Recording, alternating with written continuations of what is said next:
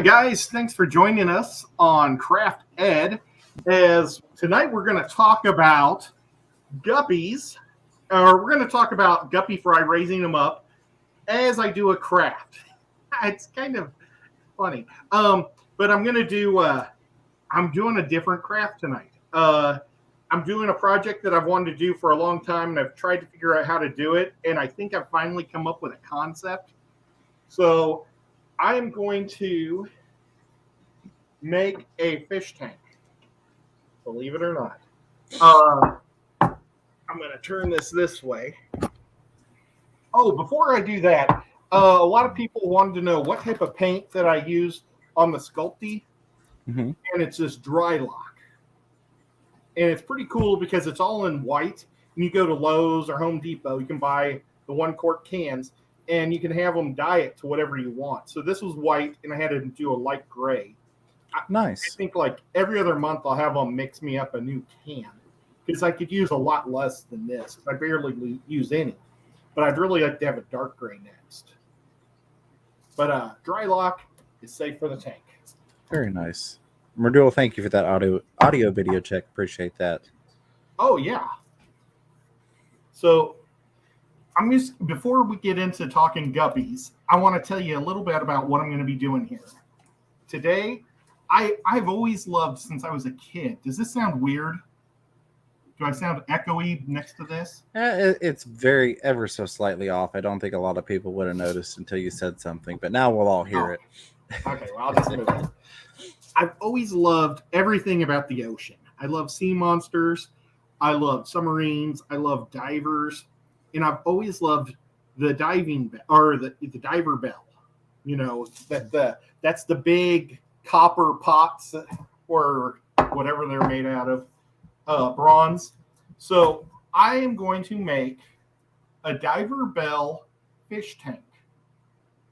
So I've got one of these guys. I'm going to guess it's about 3.5 gallons. Okay. Would you guess that, James? He's got one. Yeah, I'd say somewhere around there. And what I did was I spray painted the whole thing on the outside. Nothing got on the inside. I did it upside down. You can see how it's all shiny in there because I didn't want the paint in. I probably should have used a Krylon Fusion, but I didn't, which probably wasn't the smartest move. But I don't. Okay, so can't really see much right now. But now you're getting an idea. Well, why don't we go ahead and throw you up full screen if you're ready to show off the thing here. So the hardest part to this was finding a material that I could make the copper look without using metal. And what I'm decided to go with is air dry clay. Now, air dry clay could be a disaster with this project because all it takes is getting wet and it'll get soft again. But I bought some lacquer. We won't talk about that right now, but I bought some lacquer. We're going to paint it with the lacquer first before we well, actually, we'll give it all the paint jobs. The last step will be the lacquer. The top isn't going to be like this. It's going to go up like, I've got this as the top. So I'm going to build it all the way up. And then I'm going to have a lid that'll go on top of that. And it's going to have a light that'll come down. And I don't know if I've got like a push pop. I doubt I'll use this because I don't know if this will grow plants. It's actually a lot harder than it appears. I also wanted to show you guys this other light. I was talking about it last week. It is designed for underwater use. I bought this on Amazon. They're really affordable. I don't know if they're like $7 a piece, but a lot of people buy them for like their weddings and stuff, and then they put them in their little bouquets or whatever, and it shoots light up through the plants. Oh, neat. But it works great underwater. The problem is that in your tank, you've got to send the remote to the light to turn it on. Yeah. So, but as on top of a lid, going down into this bowl, I'm thinking that it'll be fine. And it's actually pretty bright also. So let's turn it on. So, I mean, it's going to go through a whole array of colors. It has a dozen different colors. You can do flashing. Oh my gosh, I can't see anything. Very nice. While you're looking at that remote there, I want to grab a couple things from chat. Bob Purcell said you can use acrylic paint to dye dry lock as well. I have a gallon that I use slowly for terrarium builds, do with paint to get realistic rock backgrounds. Thank you for that information, Bob. Appreciate you. That's awesome. I really do appreciate that. And then Liquid Zoo. This was actually what I had suggested you when you were asking about the fishbowl. Very helpful here. Says you can get 4-gallon fish bowls 50% off at Hobby Lobby right now for anyone that wants to recreate this. Yes, you can. That is where I got mine. His head said, "Where can you get them?" Like, well, they got them at Hobby Lobby, and they're half off right now. So yeah, you can't beat that. So this is a $10 bowl because they're $19.99 at my Hobby Lobby. They were $19.99 half off. Absolutely. The problem is it has such a big opening at the top. So it does. How I'm making that smaller, I've got to go with at least a 1/4 inch of clay all around it. But if I'm doing that, I can put something like this. And this came with my house when I bought my house. It was a stove cover thing that put over your stove. And I don't keep these things over my stove. And, it goes like, whoops. They kind of go like this. And I took my Dremel and I cut it out. And then what I'm going to do is put washers right here and magnets on these little things. And then it's going to be a magnet and hold it down. I'm going to drill out this hole right here. And I'm going to have all my air lines and power going through this little hole right here. And I actually have something special for that too when that comes up. Okay, I'm sorry. Oh, no, you're fine, Ed. You are fine. So the best way to do this is on wax paper. And I don't know what's going on, but I can't find wax paper anywhere in Chattanooga. I don't wax paper season or something, and everybody's buying it. So I'm using aluminum foil to roll my stuff. Now, another thing is this stuff likes to crack. Look, I got a knife. And that is a glass bowl. Just real quick, we had a question. That was glass or plastic? It is glass. It is glass, and I spray painted it so when you look inside, you're not going to see, because this is going to look white. You know what? I'm going to turn this fan off so it doesn't dry quicker. That's a very good point. Bob Purcell was adding, just make sure it's non-toxic paint if possible, animal contact. Yeah, absolutely. Very good disclaimer to add on to there. Again, Bob, thank you for that. Yeah, I don't think any of the paint is going to be touching any of the water. But I still, trying to be as careful as possible. Now, this stuff, it cracks when you put it on glass, when it dries. So I'm going to have to go in afterwards and redo it continuously. Like, I'm going to keep filling in all the cracks, and it's going to be time consuming. But, I can't oven bake my bowl, and it would cost a fortune. A box of this, a 5-pound box, is only $10. Oh, wow. That's not bad at all. Yeah. So I bought 10 pounds, and I probably should have got a rolling pin. Instead, I'm using my paint that I prime not action figures, but my models. Oh, it's still sticking to this aluminum foil. Well, guys, hopefully I can get something out of this tonight. Pegasus Arena says to tell Ed I got tons of wax paper in stock at the store I work at. I'll buy and mail him some if he wants. Just need to get paid back. Smiley face. How much does wax paper run? I mean, they got to have it somewhere here. You would think, but it seems like the supply and demand issues are continuing, and sometimes it's weird things that you can't find. Well, we're going to see how this looks. I'm going to start on the back. And, so I wanted it to be black on the back when you look through the hole. But it's going to give it a little extra attack to it. So it's going to be able to stick to the bowl, the glass better. Absolutely. And maybe it won't crack as much. That makes sense. Boy, it's sticking perfect, really. Yeah, Bob Kaler's Aquatics and Exotics was saying dollar stores. Pegasus Arena saying I work at Dollar Tree. Absolutely. Dollar Tree is one of those great places to find stuff for the hobby. I know we go to Walmart. Yeah, I would check Dollar Tree. If you can't find it there, try Dollar General, as much as I hate to say that. I know we used to carry it there. Okay, well, let's see how this goes. And what I'm doing is I'm just putting the bowl on top of this Lowe's bucket. And Mrs. Fever did ask about that fleur-de-lis, how that was coming along.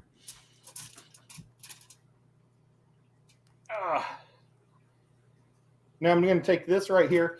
Okay, help me out. What was the fleur-de-lis I was doing?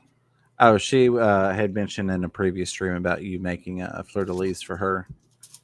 Oh my gosh, I'm so sorry. It hasn't come along at all because I forgot. I've made them before.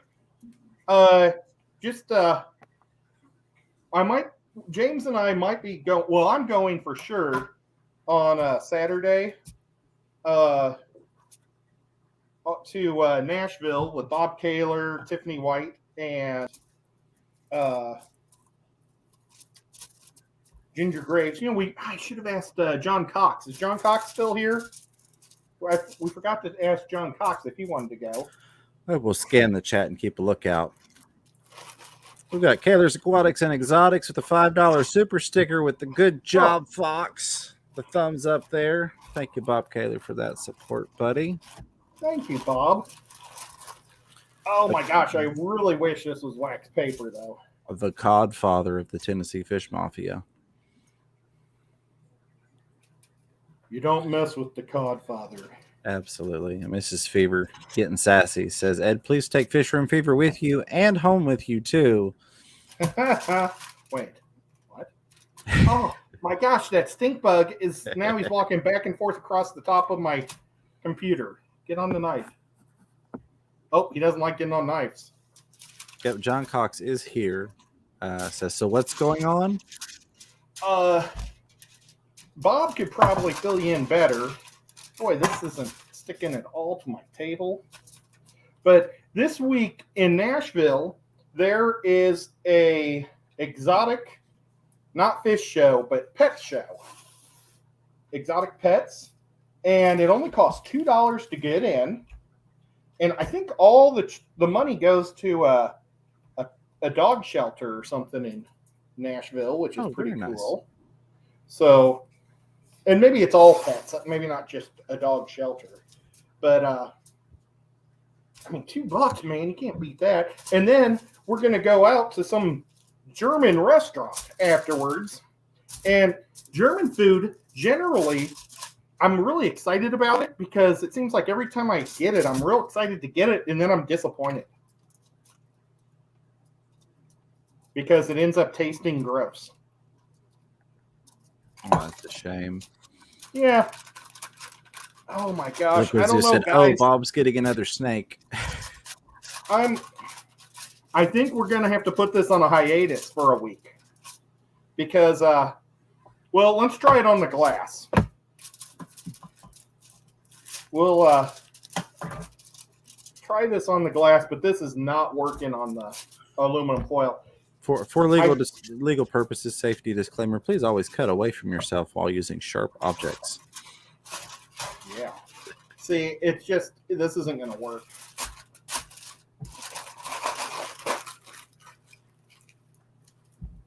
Okay, I gotta clean this all off. We'll see if this rolls out.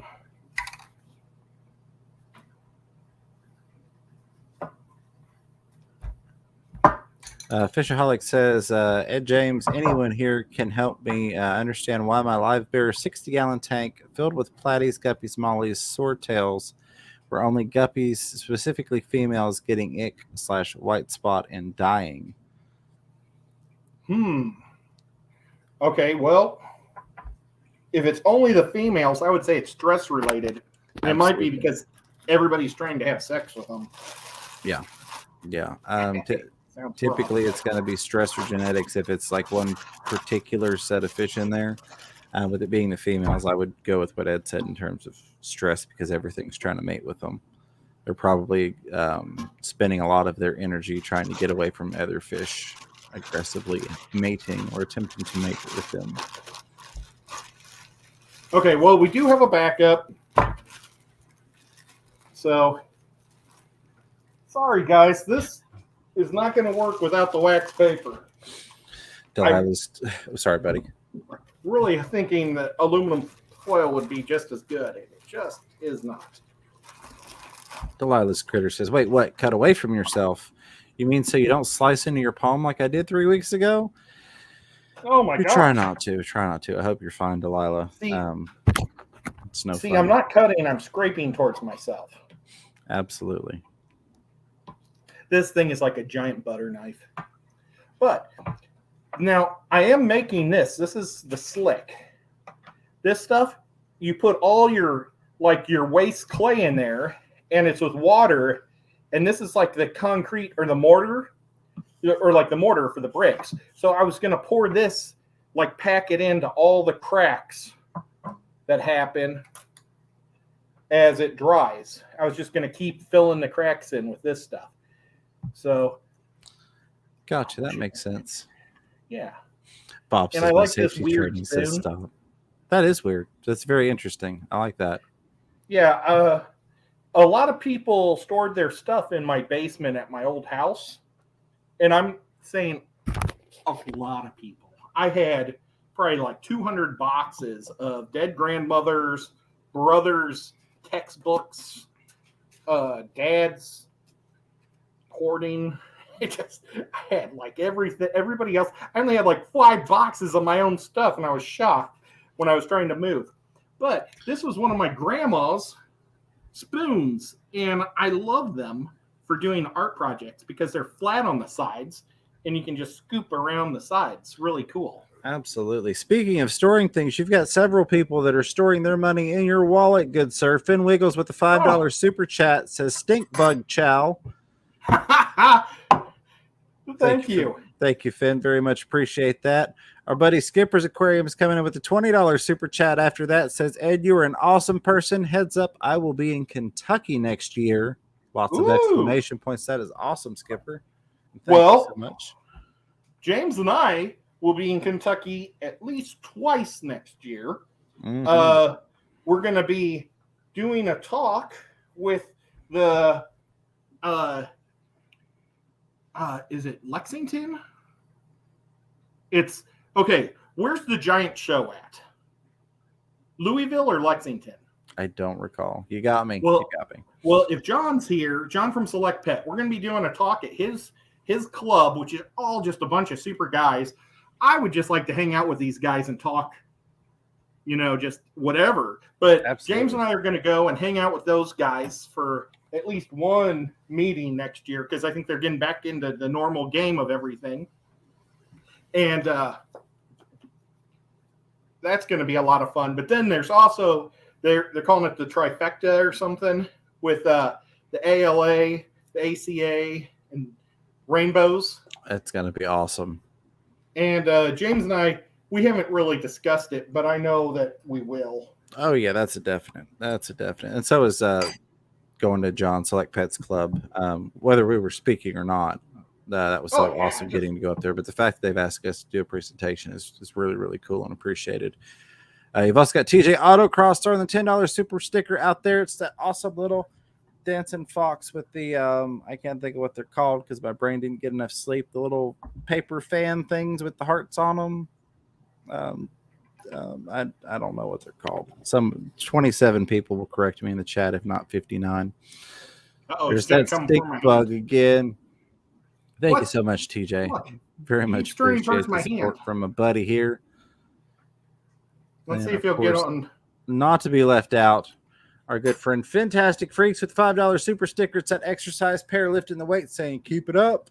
Keep it up. Appreciate you, Fantastic. Ed's going to play with that. So I got to ask, Ed, is that bowl, are you actually going to put water in it, or is that going to be a home for the stink bug? Yeah, that's what I priced. Actually, I am setting up a second area to do streams at. Right now, I've been having problems with my fish room because of the CD connection. So my craft room, I'm redoing my craft room. I'm going to put that awesome tank that Matt F. from Liquid Zoo gave me. That's going to be the showpiece in that room. And then I'm going to put this right next to it. And so that's going to be behind me. My crafting table, because I've got like a drafting table, I think is what you'd call it. But that's like where I do my drawing and painting and stuff.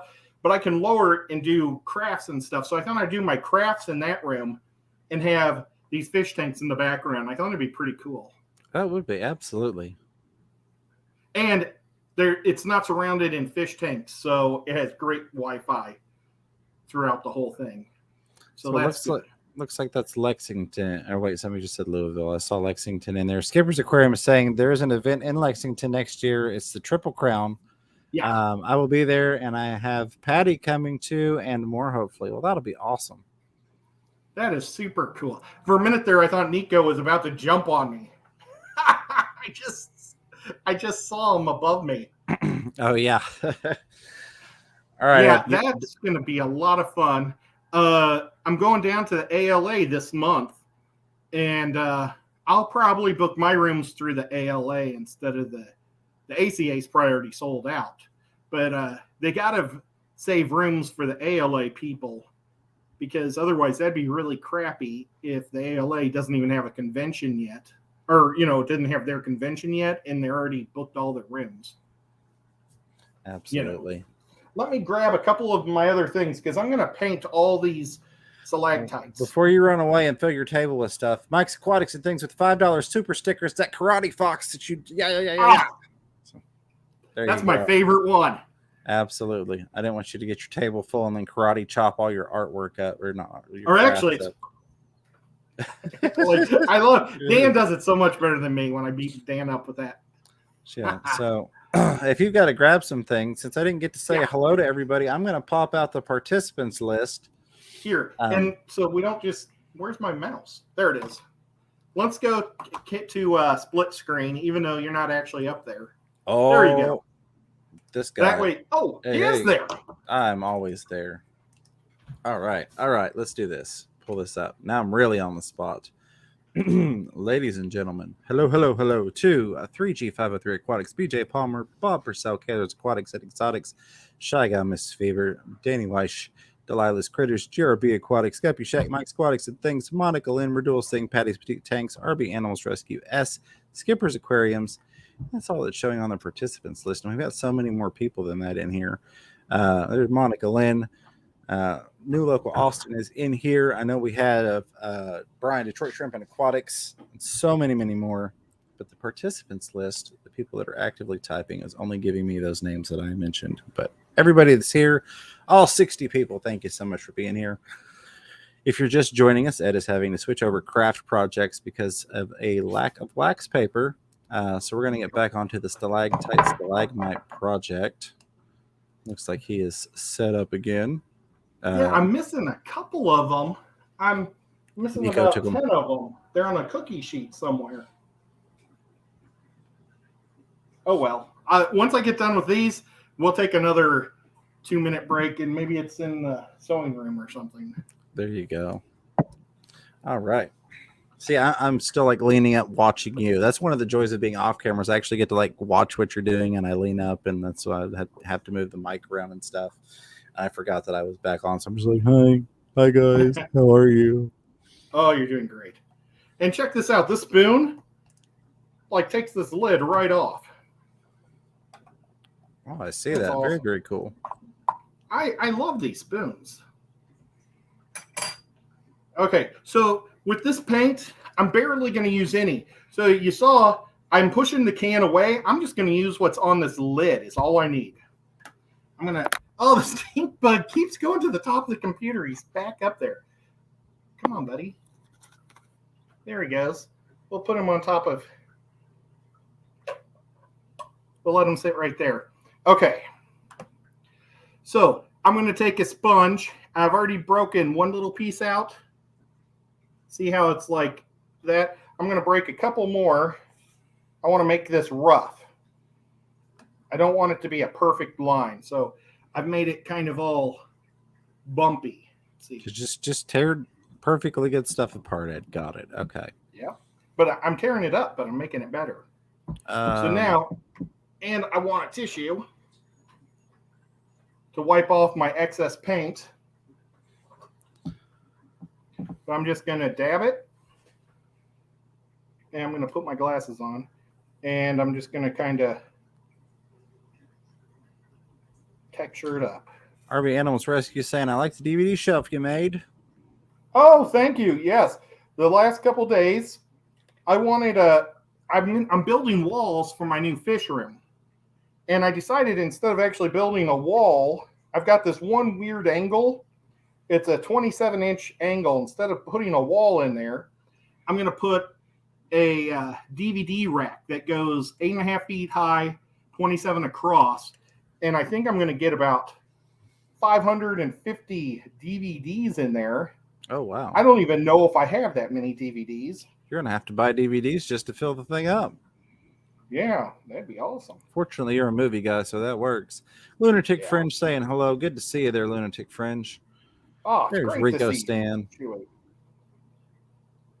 Okay, so as you guys can see, well, you really can't see it because the light's not so great, but it's a light gray spackling I'm doing over the white. And I'm avoiding all the little crystals I have here and there. And if I do get over a crystal, I'm just going to wipe it off. Absolutely. Love it. The stink bug is trolling you. Somebody said stink bug's hanging out now. That was Fish Stream said that. Where's Kaler Aquatics? There it was. Kaler Aquatics and Exotics says, Ed, that shelf reminded me of the attic pull-down ladders. I thought you had repurposed one. Nice job. Yeah, I did it for really cheap. I bought 3 6x8 or 8 foot long 2x6 for the sides, and then I bought a bunch of the real cheap wood and cut it up. I tried to find the stuff that was the least warped, and I cut it all short, and I think I did the whole thing for under $50. And right now, with how much wood and everything else costs, that is a great value. That really, really is. Hey there, Monica Lynn. Good to see you. RB Animal Monica. Rescue says, for Ed again, I have 1,295 DVDs. Yep. Hey, he's awesome. Bob Purcell would like to know, so what's in St. Louis that I'm not in on? I'm new to this community. And Bob, again, welcome. In St. Louis? Yes. Well, he's new to the St. Louis area. Maybe he was referencing Louisville. Maybe. Oh, well, because I'm originally from St. Louis, so I know St. Louis. Oh, but, yeah. All too well. Ed is like the ultimate tour guide everywhere you go. I've been to a lot of places. I've been in all the lower 48. I've been in, I think, all but one of the provinces in Canada. So, yeah, I like to travel. Terry's Tropical Tanks has a request for the stink bug to come up on panel next week on Terry's channel. We'll see if he's still around.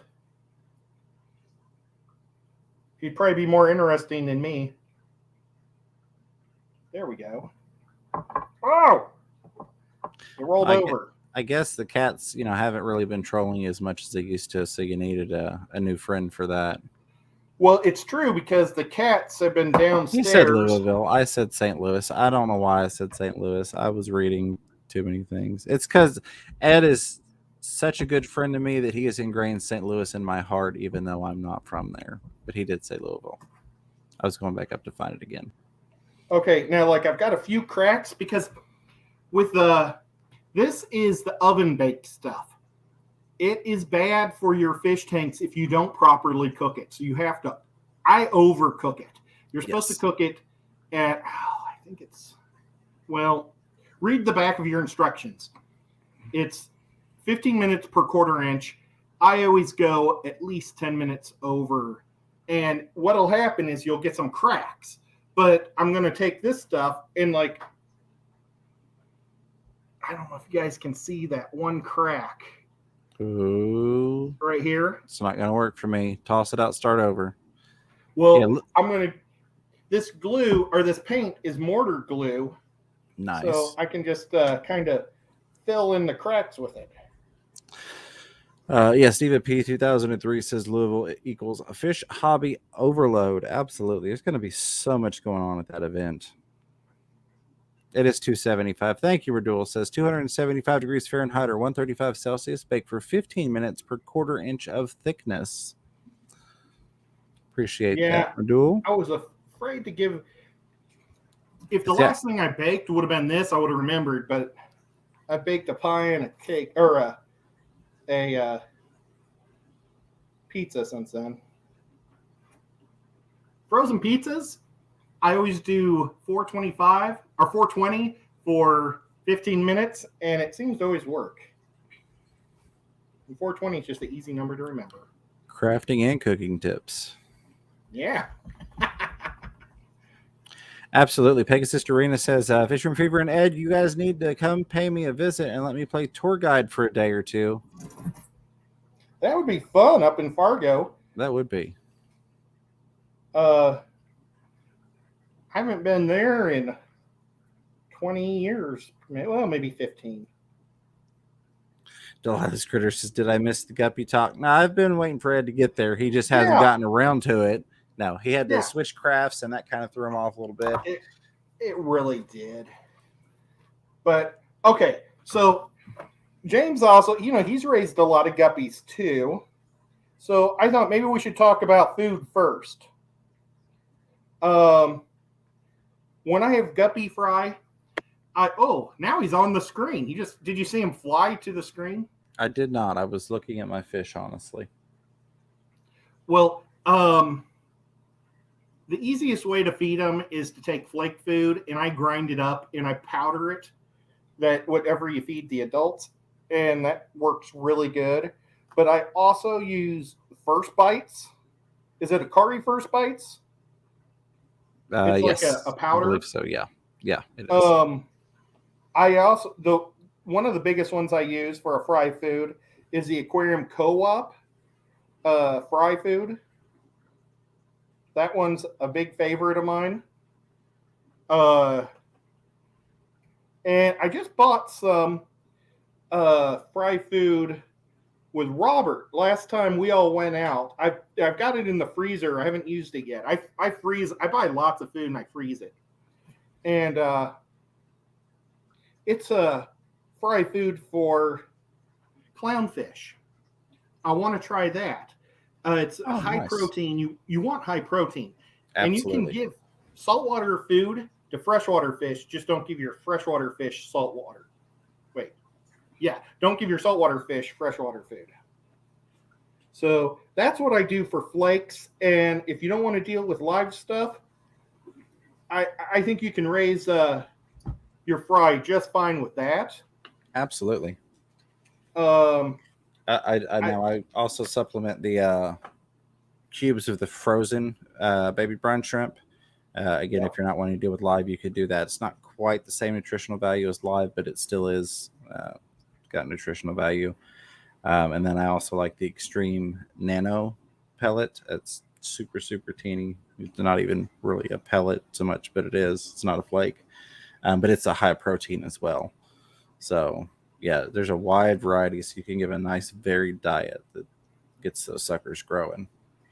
And you can, if you got pellets that have a high protein, you can put them in one of those pepper grinders. I've never bought one. I need to get one someday. Absolutely. I think you can get the electric ones for like $7 or $8 on Amazon. So you don't even have to do like the actual manual grinding of it. You just throw the stuff in there, push a button, and it just grinds it for you. Well, that's dirt cheap. All right. Pegasus Arena says, okay, time for fish-related question. How does 5 mollies raised from fry with no other fish ever give birth to a single red fancy-tailed guppy? I'm confused as heck. Sounds like your kids are playing tricks on you. Well, wait. Okay, so she had 5 mollies raised from fry with no other fish ever. Says gave birth to a single red fancy-tailed guppy. I'm guessing that kind of like how somebody ended up with a stir-by in the wrong tank in the last episode. Yes. We're talking the same thing. Somehow, well, just like we also talked about how James had guppies in his piranha tank. They transfer so easy. That's why when I set up my fish room, I didn't want to have a central water system where the water goes from tank to tank, for filling and draining. I wanted to keep all my tanks completely isolated because fry have an amazing way to get in places where you don't want them. And if you've got expensive lines of guppies, you don't want a fry from, I don't know, a blue Moscow to get in with your, I don't know, tequila sunrise guppy. To mess up a whole line with one crazy boy, or maybe worse, a female that might look like you never know who she is. She might look similar, but she's going to give off traits from that other line. And absolutely. It might be a nice accident, but it might be a horrible one. So. Now, there is some hypothesis in the chat that it is a lone muppy fry. I guess possible. I assume based upon it being questioned as a fancy red tail guppy that it was not a mix, that it was a pure guppy. But I don't know. Even still, if it's 5 that were raised from fry with no other fish, I mean, we don't really know the genetics, I guess, in theory, of those 5 mollies. Maybe they're, I don't know. I don't know. I think personally the most likely hypothesis would be, like Ed said, some sort of transference unintentionally. Hey, John Cox. I don't know what John was trying to say, but I just saw that Fish from Fever. And John Cox says that muppies look more like mollies and guppies. Yeah, absolutely. They're going to be a bigger, fatter fish, and they have like a pointed face, kind of too. I'm imagining. I've never had a muppy. I've had lots of mollies and I've had lots of swordtails together, but I've never put a molly. And swordtails and mollies can't mate with each other, but I've never had guppies and mollies in the same tank. And it's kind of crazy since I've had fish my whole life. I started off with guppies as a kid, and then I probably went 30 years without guppies, and I just got back into guppies in the last 3 years. And you don't know how you went 3 decades without them in your life. Yeah. Well, I was doing the discus thing. I was doing the angel thing.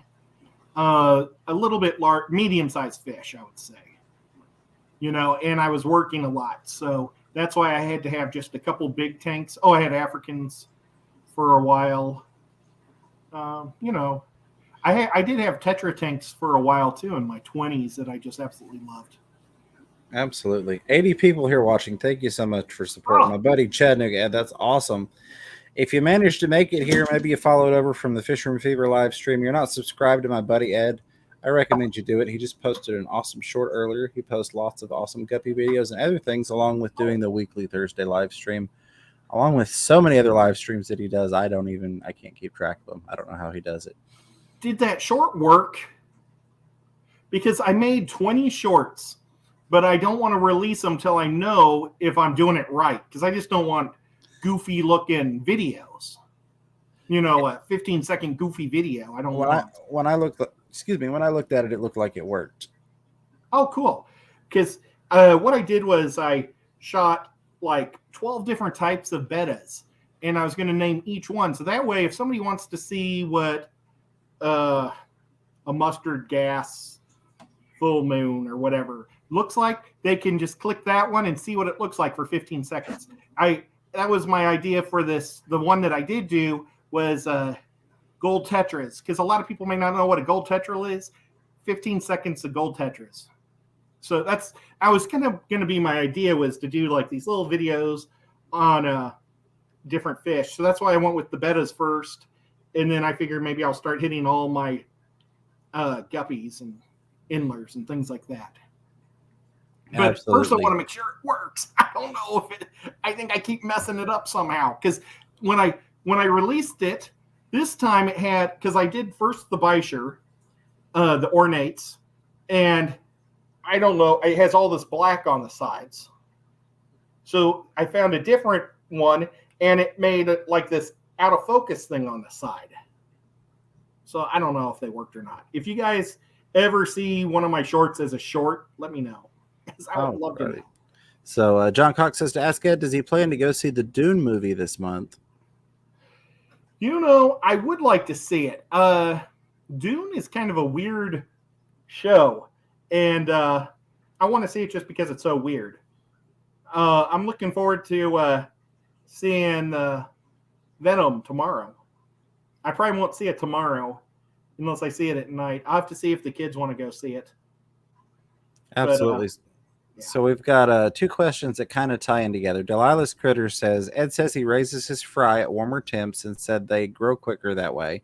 I've also heard that temp can sway sex. I've been moderate with temp not to sway it either way. Thoughts? ? Bob Purcell followed that up with, do either you or Ed know if there's a way to influence the male to female ratio in fry of inler live bearers? Okay. Well, go ahead. Both of these. Yeah, go for it. With the temperature, I put them, I use one central heater in my whole fish room. So the fish tanks on the bottom normally stay at about 76, but the ones on top range about 78 to 80 sometimes. Sometimes it gets kind of warm. So I keep the fry on top so they grow quicker. The hotter the temperature, the shorter the life of the guppy. So like you can burn through a guppy and build them up real fast, but you shorten them by about a year. So that's the bad thing. But absolutely. It's kind of, yeah, go ahead. I was just saying, you're increasing their metabolism. So you do get that faster growth. But keep in mind, because sometimes people confuse size with maturity. Just because you grow that guppy quicker doesn't mean it reaches sexual maturity quicker. Yes. Well, you know what? I'm going to put this up. I was going to get the other ones and paint them, but I think I'll do that during Rico's stream. And we'll just talk fish. All right, buddy. Sounds good. But specifically on the male to female ratio influencing from both Delilah and Bob, I have not seen that work. And I'm not saying the people that have witnessed that are wrong. What happens in their fish rooms happens in their fish rooms, and who am I to try to disprove or anything? But I know there are a lot of people whose opinions I highly value that have looked into guppies and done research. I guess I could come back up if you're putting that away there. Yeah. That have said that there is no influence. By I can weigh in on this one too. You go for it. Take it, buddy. I was like in a stream not too long ago. It was with Bob. We had a special guest up, and they were saying that it totally sways. But then I talked to an expert because I didn't believe it, because it would be just too easy to get. I would want more females, and I would just raise the temperature of all my tanks or lower them. I talked to an expert, and I'll say that the fish expert I talked to was Doug Gray, and he said that is just a huge myth. Temperature means nothing. He's experimented so many different ways. He knows everybody that's done it. For some reason, some fish just throw a lot of females. Some throw a lot of males. That's and It's just like in their DNA why they do it. It's not the temperature control, or otherwise Doug Gray would always have probably twice as many females as males because he'd be set. And there'd be a lot of other experts that would always be set. They're not reptiles, and it does work that way with some reptiles and some other oddities in the world. But it hasn't been proven in the guppy mainstream, like pro IFGA standard, because those guys are always trying to get more girls, and it hasn't happened. Absolutely. Sorry. That answered it. No, I think that was a good covering of that. Kenny E. Danny Kenny Corlex with a $5 super chat says, help with art and fish stuff. Thank you, brother. Appreciate you, Kenny. Thank you, I'm Kenny. sorry we're not going to be at the Fishtoberfest. That stinks, but I know it's going to be awesome. For sure. And someday we'll get there. Oh my gosh, I had a great video today of Portland that I've got to share with you privately. Absolutely. So Priscilla, I saw Priscilla in here. So it's Aquatics, said she was lurking, and then made a comment Priscilla. about some fish. Let me find it. Oh, look, Lumpy Dog's here too. All right, John Cox says some fish do not have genetic sexing, and temp, pH, etc. can change sex. So that is good now. Does that make sense? Yeah, they're always going to be the one-offs. I don't think anything covers everything. But yeah, no, that's a very valid point. And it is true that maybe one line does something different, and then another line's different. So lines can be so different too. Absolutely. It's like picking a lottery ticket. It's really hard to get. Definitely. Lumpy Dog says, I keep and raise guppies at 76 to 79 degrees Fahrenheit and get a 50-50 ratio of males and females. Just my experience. Hey, that's absolutely what we have to go off of is our experiences. 100%. I appreciate you sharing that, Lumpy Dog. And that's the same temperatures I do too. There you go. Delilah's saying, oh, good. That actually makes me feel better. I don't want to have that much control. LOL. That's cool. But there's this awesome breeder in Cincinnati who I think he's got a problem with his super reds or red Moscows, that he breeds a lot more males than females because he's always selling reverse trios. So I think he's just always trying to get rid of boys. But okay, so we covered food and we kind of covered temperature. That was going to be my next thing. Was I was going to mention with why I put the fry at the top to kind of make them grow a little quicker, but then I bring it down. Okay, let's talk about moving the moms around. Oh my gosh, it's 11:30. It is. Well, Rico, do you mind let's see how much? Rico, let's go. I hope Rico doesn't mind if we go 12 more minutes, so that way we have an even hour. I'm sure he is does. Rico here? No, he was. Killer Kitty away with a $2 super sticker with that cute little box. Number one. Thank you, Killer. And I love kitties. Okay, well, so let's try to book through this in 12 minutes. Go for it. Moving mothers versus colony breeding. I know that you like using fish boxes. Mm-hmm. And I'm sure that the fish boxes probably save a lot more fry than, Yeah. I like to colony breed, and it's probably because I'm lazy, but it is definitely more labor intensive, but I feel like the amount of fry that I get to maintain from that makes it worth the time, especially if it's a line that I'm still trying to build up, or if it's a more expensive line. Like the Blue Arctic volcanoes, those are, $50 a pair. So if I get 12 fry or 20 fry, I want to keep every single one of those fish at $25 a pop, essentially. And I don't keep them in there for a really long time. It's usually about a week, and then they're big enough that they don't really fit in the parent's mouth anymore. And then I just take the thing and dump it, because that net is staying in the tank, so I don't have to try and transition it anywhere else. I don't have to get it readjusted to water. So it's just, okay, you're big enough, you won't get eaten right away. Flip the thing upside down, make sure it's empty, and pull it out. Yeah, and that's a great point too. Is you don't have to keep them in there forever. You don't have to keep them until they're grown up, just big enough that they don't get eaten. So I pull like my Japanese blue tails. I have 8 5-gallon tanks on a top shelf that's the highest shelf in the fish room. So it's the warmest shelf. And I keep fish that I like. If I can only get a pair, a boy and a female of guppies, I put them in there by themselves. So hopefully they can make magic in a smaller container, smaller area. And then I also put like my groups of fry that I know the fish eat the fry. A lot of people say albinos devour their babies more than others. I've found just the opposite. It's kind of weird. I've got 3 types of albinos, and all of them, well, actually I have 4 types because one's red.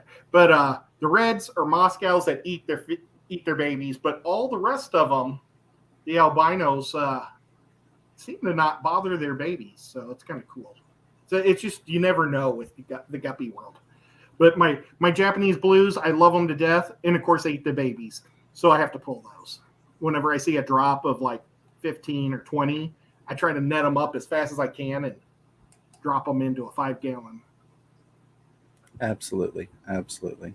Real quick, I want to throw my 2 cents on something here. So the hashtag shorts thing that y'all are going back and forth on, the big thing with the hashtag on there is it categorizes it in terms of like tagging something to viewers. So if there's a person that's constantly watching videos that have hashtag shorts on there and yours has hashtag shorts, it's more likely to get lumped in with that, although there's so many that there's a wide variety. But that's where it does definitely play a part now, even though it's not technically required anymore. Kind of like I put hashtag fish room fever on my stuff. So if YouTube sees that somebody's enjoying content that has hashtag fish room fever on it, they're more likely to push more of my hashtag stuff on there. Same with the hashtag fish tank and hashtag aquarium fish. So let's say Aquarium Co-op does hashtag aquarium fish on all of their stuff. If somebody's watching a lot of that hashtagged content, me having the same hashtag on there, it's likely that they might pop that up and go, hey, this is also hashtag aquarium fish. Do you like this one? And if you do, here's some more of this person's stuff. I always put hashtag aquatic aesthetics in mine just to see if it helps my fish store. There you go. Absolutely. I've got a new fish store and I'm just trying to grow it. So I figure any little hashtag I can. I have no idea 100%. what it means, but I do it. Absolutely. Got to love supporting the LFS. Yep. Okay. Well, for colony breeding, I do lots of plants. And 100%. The plants are also going to kind of go into my filtration because I use the plants also for help keeping my tank clean. But it's great for keeping your fry growing and places to hide. Yep. I think I have 5 major plants that I use. I use the Java moss. Mm-hmm. It works really well. I use the Carolina Cobomba or Cobomba Carolina, something like that. The Cobomba. Mm-hmm. Yeah. Love it. It's such a pretty plant. It's probably the prettiest thing I have. It's kind of delicate. Like I've got a ornery betta that likes to pluck the leaves off of it. So all I've got is sticks in there now. Oh man. I know. He's kind of a cute little jerk.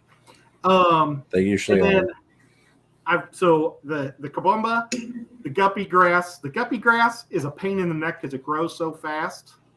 Actually, the moss grows real fast, but the moss dies really quick too, which is kind of annoying. It's like a type thing. The guppy grass. What else do I use? I use the water sprite. I love watching the water sprite's really cool from looking down above because you'll actually see the fry above the leaf in the water. And it's really cool because there's no way anything else can get in between the water and that leaf. I love that. What was the other? I wrote down I had 5 plants that I use.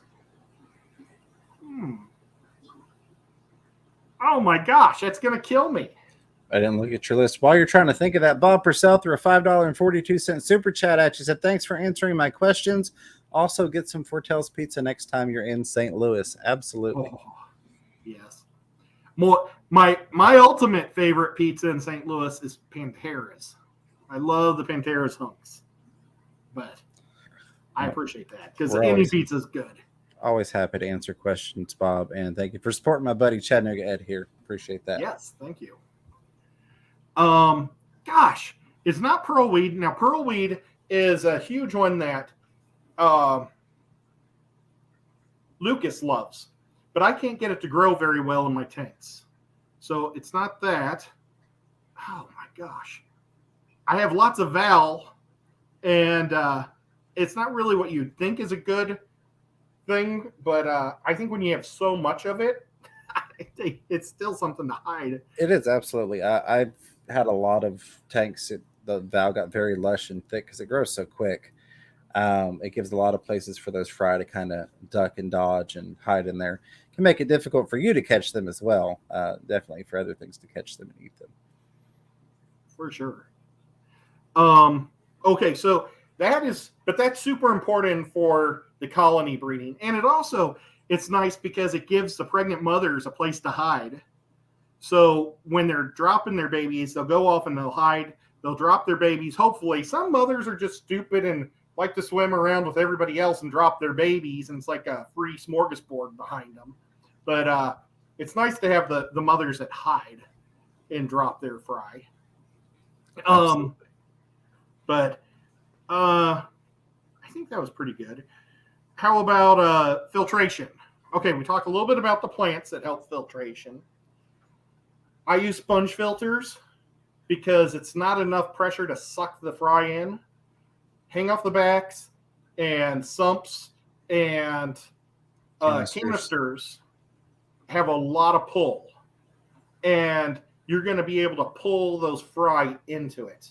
So you're going to have to buy something like, you can buy like what's the cotton stuff? The pre-filter sponges. Or are you talking about the polyfill? Pre-filters, yeah. Yeah. The sponge that you can buy for like quilting. Yeah. Don't get the ones that say non-flammable. Yeah. Don't get the ones that are flame retardant or mold resistant. Yes. And then it'll be fine in your tank. You got to put it on a couple of rubber bands, and your fish aren't going to get sucked up. I use pantyhose because they aren't going to get sucked through the pantyhose. Absolutely. And I think pantyhose are just easy, and they got so many good uses in the fish room. So, but that's what I use for filtration. Do you do anything different for that? No, I think we covered it all. I mostly use sponge filters and then box filters, as was mentioned in the chat. Oh. I like my DIY box filters. Yes, I'm pushing my video there. A lot of people enjoyed that video. And it was made out of one of these, so it was free. I didn't have to buy anything. I just made it with the parts awesome. I had around the place. If I do use something like a sump setup or a centralized sump for multiple tanks, and I will use the pre-filter sponges. Pantyhose works great. I think pretty much covered everything.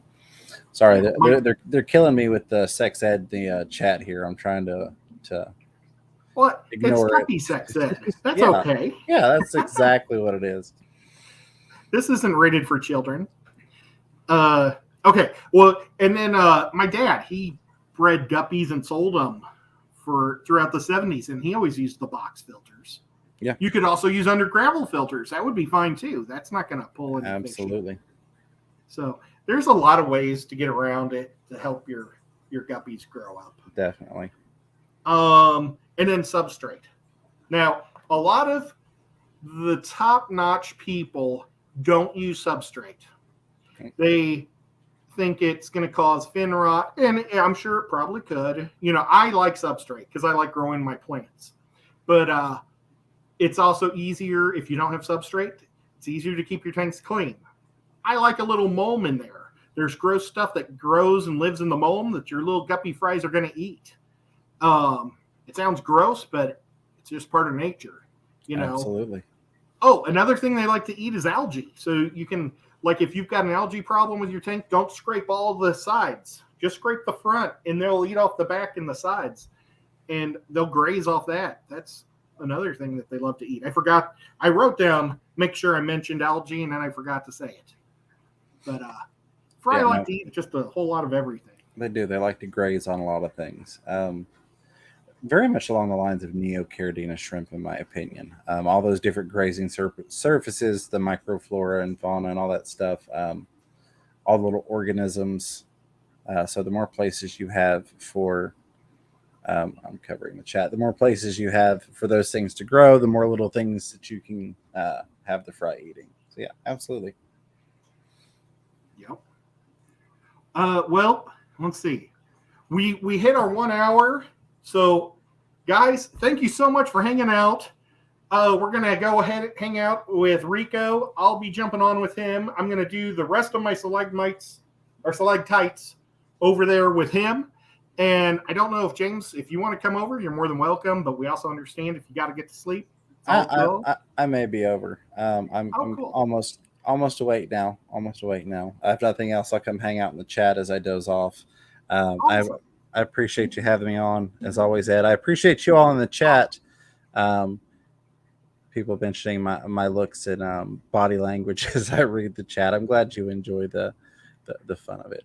But thank you, Ed, as always. Be sure to check out Rico Stand coming up next if you're with us live. 67 in here, 67 people in here hanging out. Hit that thumbs up. Subscribe to, because on this side on this show, my buddy Chattanooga Ed. If you haven't hit that subscribe button already, before you head out the door, the link is in the chat for Rico Stand Show, and I'll turn it over to my buddy, pal, and host of the show, Chattanooga Ed. Well, thank you again, James. You're a great partner, and I really appreciate it. Guys, I'm sorry that this project didn't start off well, but I think it's going to be amazing when it's done. I am really looking forward to seeing the diver's bell. If you guys don't know what a diver's bell is, look it up online. Everybody's seen them.